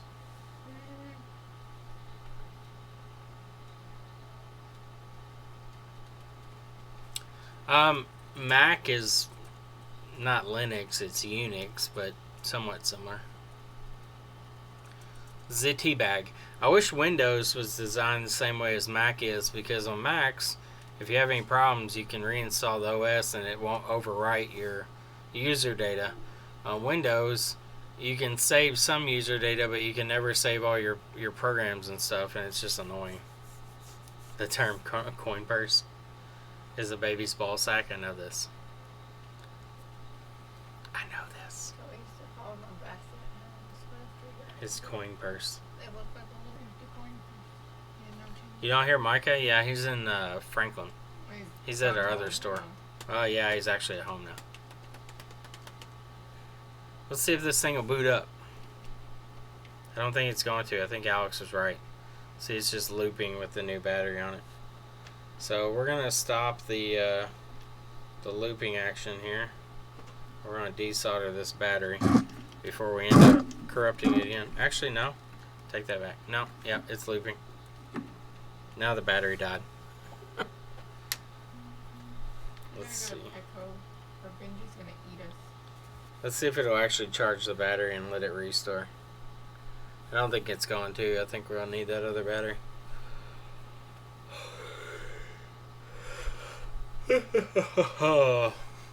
Ha. Ow. Tangle in the beard.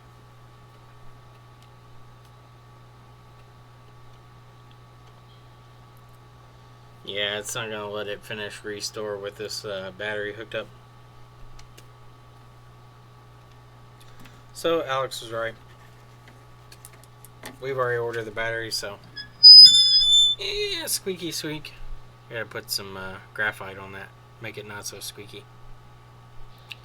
So let's go ahead and desolder this battery, and then I'm gonna get the hell out of here. You go to the bank and go to Petco. Yeah. The Co of Pets.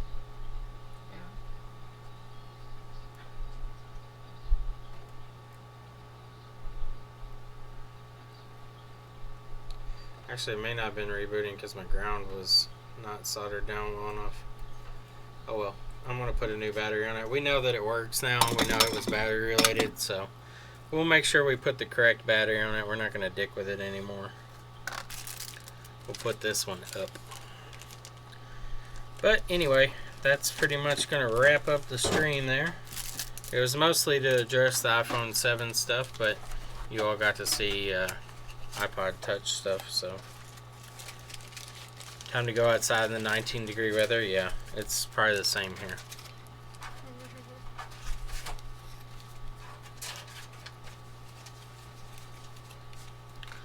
Yeah, Spectre, the memory on the chip would still have problems.